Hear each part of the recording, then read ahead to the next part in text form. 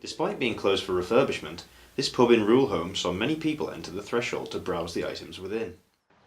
We're selling everything that was inside and outside of the Golden Fleece. We're demolishing and rebuilding the Golden Fleece. We've had a long planning application, and this is the way that we're going.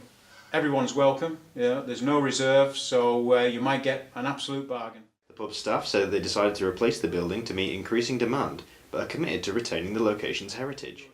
We were struggling with some of the facilities that we had. The kitchen wasn't quite big enough for the numbers that we were doing. We were struggling in there, so we'd been talking for some time about remodelling the kitchen. And then with the development of Carlisle Airport, we thought, yes, we need some extra bedrooms. And so that was the sort of process that we then went to some architects, and we got some design briefs off them. It still retains quite a lot of the look of the Golden Fleece as is now, so it's not as if it's going to look completely different.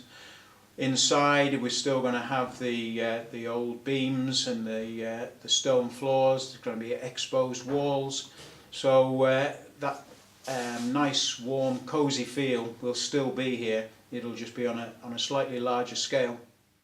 They say that they don't relish the idea of getting rid of everything that they have become so accustomed to.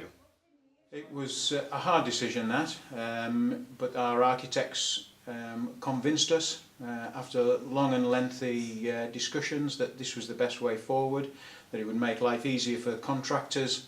There's a few sort of little items that we've decided to keep, and they'll find their way into the new restaurant, but not too much. We decided it was time for a fresh start. And demand at the auction on Sunday is expected to be high.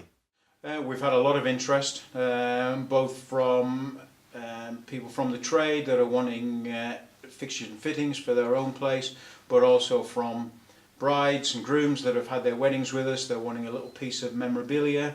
We've had inquiries from as far away as Georgia in the USA, who was married here, and she is going to be bidding on the telephone for some items that she's got in mind. The auction is being run by Greymore Barn Emporium, who are expecting a big day. There's no reserves, everything's to go. We've got bathrooms to go, there's 2 bars to go, there's a fire escape, there's even a play area, there's your usual teaspoons, crockery, chairs, tables, paintings, there's even the parquet floor in the main function room, and there's 80 odd square metres of that. Just over 400 lots what we're doing, but that's just what's here. But you want a decent amount to attract people to come, but you don't want too much that you're there all day trying to sell everything, because people do get tired of standing all day. So I think it's a nice balance. Probably take us 4 to 5 hours to get through everything with a break in the middle. Well, there's no reserves, so everything is to go, so I can't see any reason why there shouldn't be anything left at the finish. I think we should get a sale for everything, whether it's a bathroom suite for £1 or whether it's a fire escape for £1,000. Whatever happens, everything's to go. You've seen it all on Flog It before. It's the same sort of thing. If somebody likes something, 2 people want it, they can just put their hands up, and sentimental things and this sort of thing, you see. Yeah. There will be some items I'll go for next to nothing, and that's just the way that's the nature of the game.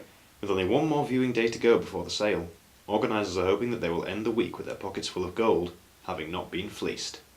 Ciara McFadgen, That's TV.